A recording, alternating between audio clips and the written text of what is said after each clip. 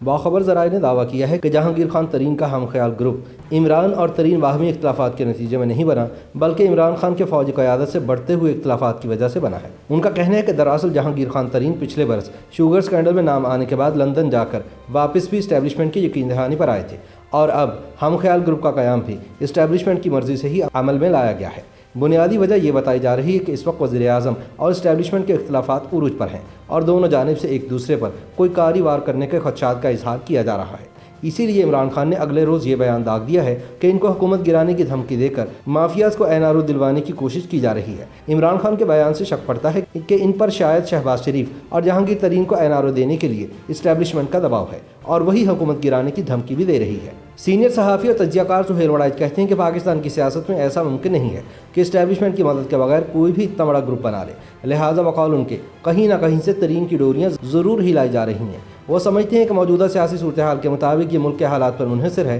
کہ وہ کیا کروٹ لیتے ہیں۔ اگر تو اسٹیبلشمنٹ اگلے الیکشن تک انتظار کرنا چاہتی ہے تو پھر تو ترین اور ان کے ساتھی ایک فارورڈ بلاک یا ایک پریشر گروپ کی حد تک ہی محدود رہیں گے،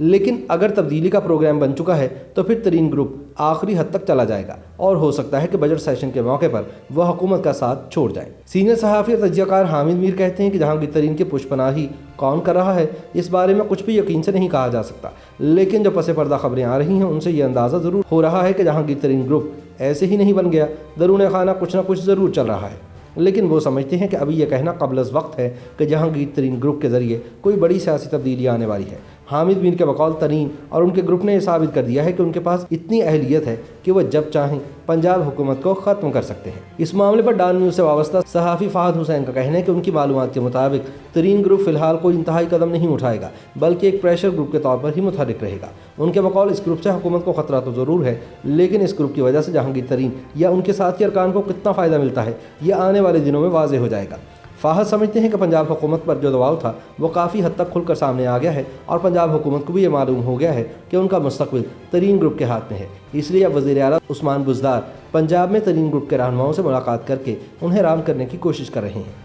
تجزیہ کار سہیل وڑائچ کا کہنا ہے کہ آج کی سیاسی صورتحال میں جہانگیر ترین گروپ ایک مؤثر ترین پریشر گروپ کی شکل اختیار کر چکا ہے، جس کے بعد تحریک انصاف کی حکومت کے پاس اب بظاہر سادہ اکثریت بھی نہیں رہی۔ سہیل وڑائچ نے کہا کہ فرض کرے کہ اگر ترین گروپ حکومت سے الگ ہو جاتا ہے تو پنجاب میں PTI کی اکثریت نہیں رہے گی، کیونکہ 33 لوگ یہ دعویٰ کر رہے ہیں کہ وہ جہانگیر ترین کے ساتھ ہیں۔ ویسے بھی جب مرکز میں کوئی حکومت ختم کرنی ہو تو پہلا حملہ پنجاب کے قلعے پر کیا جاتا ہے۔ یاد رہے کہ پنجاب اسمبلی میں مطلوبہ اکثریت نہ ہونے کے باعث تحریک انصاف نے آزاد اراکین اور مسلم لیگ کاف کو ساتھ ملا کر اتحادی حکومت بنائی تھی۔ ان آزاد اراکین میں سے بیشتر کو تحریک انصاف میں شامل کرانے کے لیے جہانگیر خان ترین نے اہم کردار ادا کیا تھا، اور اب وہ سب لوگ ترین کے ہم خیال گروپ کا باقاعدہ حصہ بن چکے ہیں، جس کے باعث اس وقت عثمان بزدار پنجاب اسمبلی میں اکثریت سے محروم نظر آتے ہیں۔ سہیل وڑائچ کی رائے میں اگر جہانگیر ترین گروپ کسی اور سیاسی جماعت کے ساتھ مل جاتا ہے تو PTI کی پنجاب حکومت ختم ہو جائے گی۔ یاد رہے کہ پنجاب اسمبلی میں PTI کے بعد مسلم لیگ نون سب سے بڑی جماعت ہے، لیکن اس کے قائد نواز شریف پہلے ہی واضح کر چکے ہیں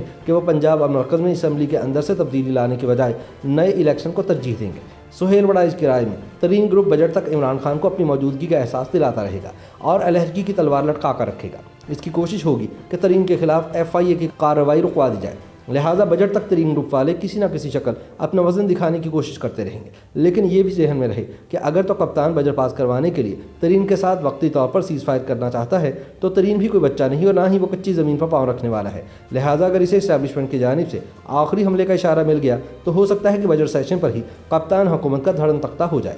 دوسری جانب سینئر صحافی ارشاد بھٹی کہتے ہیں کہ اگر ہم خیال گروپ تشکیل پانے کے بعد خود وزیر اعظم عمران خان بھی چاہیں تو جہانگیر ترین کے خلاف تمام کیسز جلدی ختم نہیں ہو سکتے، کیونکہ ادارے ایک طریقہ کار کے تحت چلتے ہیں اور اتنا ننگا چٹا کھیل نہیں کھیلا جا سکتا۔ تاہم یہ ضرور ہے کہ موجودہ صورتحال میں تحریک انصاف کی وفاق اور پنجاب حکومتیں بجٹ تک دباؤ میں رہیں گی۔ ارشاد بھٹی کے بقول جہانگیر ترین کو کس حد تک ریلیف مل سکتا ہے اس کا فیصلہ تو بیرسٹر علی ظفر کی رپورٹ کی روشنی میں ہی ہوگا، اور شاید ترین گروپ کا قیام بھی علی ظفر رپورٹ پر اثر انداز ہونے کی ایک کوشش ہے۔ خیال رہے کہ جہانگیر ترین کے خلاف شوگر اسکینڈل میں جاری تحقیقات کے میرٹ کا جائزہ لینے کے لیے ذمہ داری سینیٹر علی ظفر کو سونپی گئی ہے۔ ترین نے اپنے گروپ کو فارورڈ بلاک کا نام تو نہیں دیا، لیکن فارورڈ بلاک اصل میں ایسے ہی ہوتے ہیں، خصوصاً جب وہ اسمبلی میں اپنے پارلیمانی لیڈر بھی مقرر کرتے ہیں۔ تحریک انصاف میں پہلی بار ہوا ہے کہ ایک گروپ بنا ہے جو اپنے مطالبات کو منوانے کے لیے سامنے آ چکا ہے اور اس نے کھل کر بزدار کو الٹانے کا کھیل شروع کر دیا ہے۔ دوسری طرف وفاقی وزیر داخلہ شیخ رشید کہتے ہیں کہ وزیر اعلیٰ عثمان بزدار نے انہیں کہا ہے کہ اگر ترین کے لوگوں کو ان سے کوئی گلہ ہے تو وہ انہیں بتائیں، وہ نہ تو کسی قسم کی انتقامی کارروائی کر رہی ہیں